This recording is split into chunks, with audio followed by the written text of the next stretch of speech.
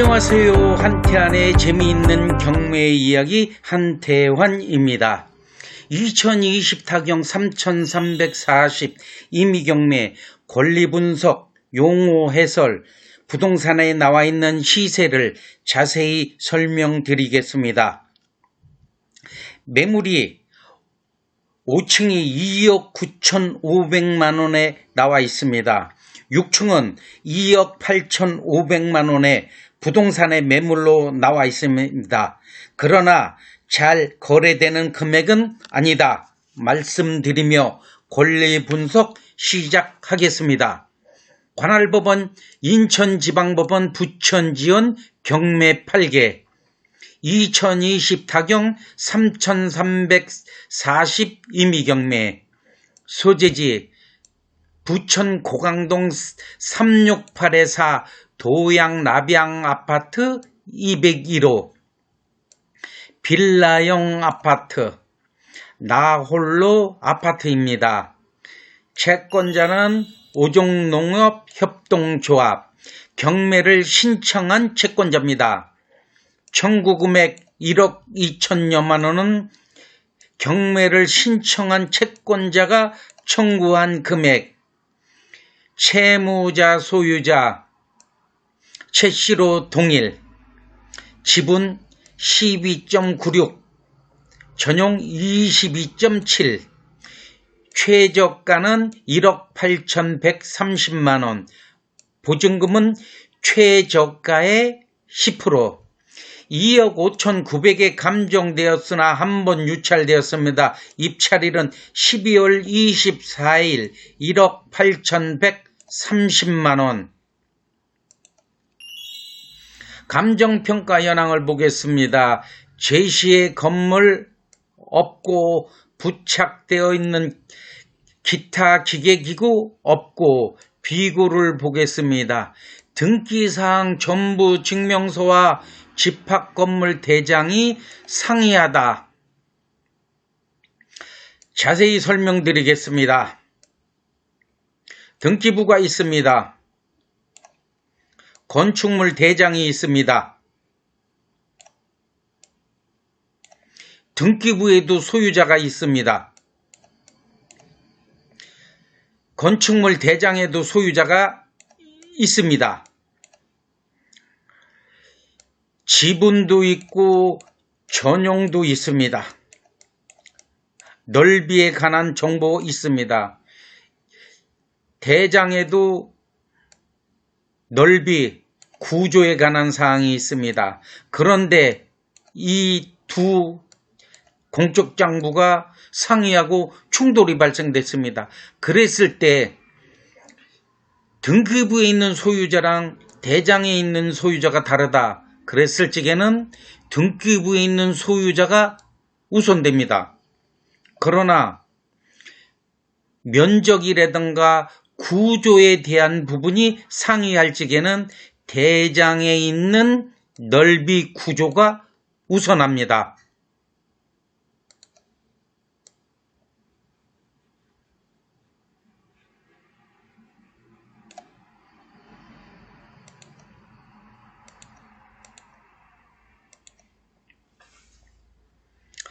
건물 현황 전용은 22.7평 6층 건물 중에 2층 대지권 12.96평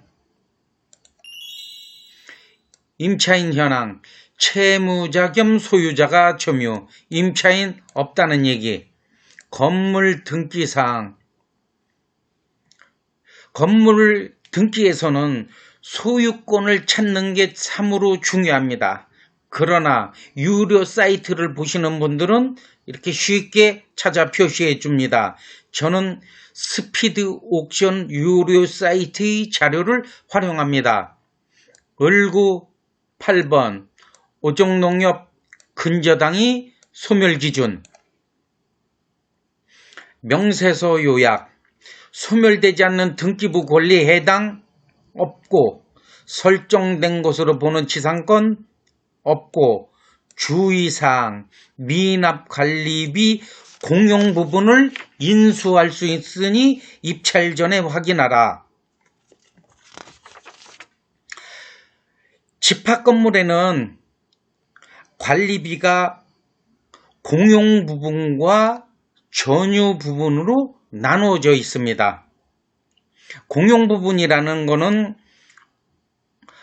엘리베이터라든지 공공으로 사용하는 그런 비용, 전유 부분은 나만 사용하는 부분. 만일 이 채무자 겸 소유자가 관리비를 미납하고 갔다면 공유 부분은 피할 수 없습니다. 낙찰자가 책임져야 하는 부분입니다. 그러나 전유 부분에 대해서는 피하는 방법이 있습니다.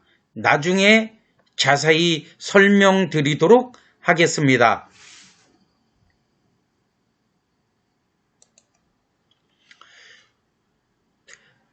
등기부하고 건축물 대장하고 상이한 부분이 있을 적에는 건축물 대장 전유 부분을 꼭 발급받아서 확인하셔야 됩니다. 제가 이렇게 노랗게 표시한 부분이 위반 건축물이라면 여기에 위반 건축물이라고 기록합니다. 건축물 대장은 2장으로 이루어져 있습니다. 첫 번째 장입니다. 두 번째 장을 보겠습니다. 제가 이렇게 노랗게 표시한 부분, 이 건축물이 위반이라면 여기에 위반 내용을 자세히 기록하여야 합니다. 본 건물은 위반이 아닙니다. 그러나 대장 등본상의 위반이 아니더라도 현황의 위반이 존재할 수 있습니다. 이 부분은 임장 활동을 하면서 본인 스스로 파악하셔야 하는 그런 것입니다. 부동산 점유관계를 보겠습니다. 현장에 임하여 소유자 자녀 정씨를 만나여 점유관계를 확인하였습니다. 소유자 가족만이 산다고 그런 확인을 받았다고 기록되어 있습니다. 건물 사진을 보겠습니다. 나홀로 아파트입니다. 1층이 주차장으로 되어 있습니다. 이런 구조를 피로티 구조라고 합니다. 이런 피로티 구조의 요 우회 층들은 젊은 엄마 아빠들이 상당히 선호하는 층입니다. 아이들을 키울 적에 아이들이 뛰어도 층간 소음이 발생되지 않습니다. 그러나 나쁜 점도 있습니다. 동절기에 요 피로티 바로 위에 있는 요 층들은 난방비가 많이 나갑니다. 그러나 우리나라가 12달 다 동절기는 아닙니다. 한 3, 4달 정도 난방비가 많이 나간다고 생각합니다. 그래서 젊은 엄마 아빠들이 아이들 기아 죽인다고 이런 층을 선호합니다.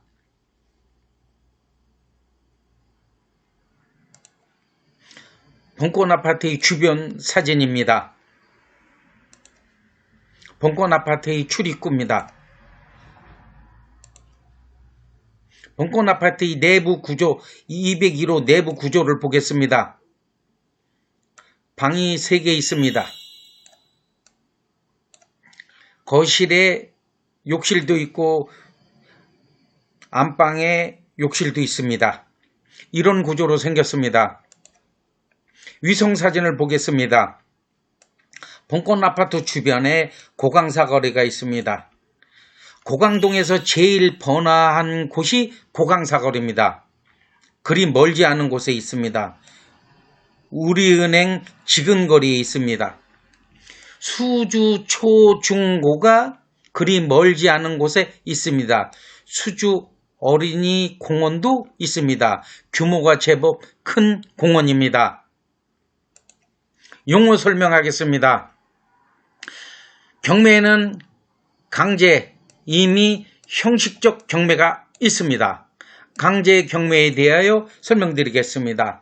강제 경매는 채권에 의한 경매, 경매를 신청한 채권자 G가 채권을 갖고 경매 신청했습니다. 이 채권자는 돈을 빌려줄 적에 부동산을 담보로 잡고 빌려준 게 아닙니다. 단순 채권 채무에 의하여 경매를 신청한 채권자입니다. 이랬을 적에 강제 경매가 되는 것입니다. 등기부에 기록될 수도 있고 기록되어 있지 않을 수도 있습니다. 담보로 제공하지 않았습니다. 임의 경매입니다. 물건에 의한 경매입니다. 채권자가 돈을 빌려줄 적에 부동산을 담보로 잡았다는 얘기입니다. 부동산을 담보로 잡았을 적에 우리는 이 권리를 물건이라고 말합니다. 등기부에 반드시 기록됩니다. 담보로 제공한 것입니다. 형식적 경매에 대하여 말씀드리겠습니다. 유치권에 의한 경매, 공유물 분할에 의한 경매, 청구 금액이 0원 또는 1원일 때 우리는 형식적 경매라고 말합니다. 강제, 임의, 형식적 경매는 경매 신청 채권자에 의하여 결정됩니다. 경매를 신청한 채권자가 채권자이면 강제 경매입니다. 물권자이면 임의 경매입니다. 유치권, 공유물일 때 형식적 경매라고 말합니다.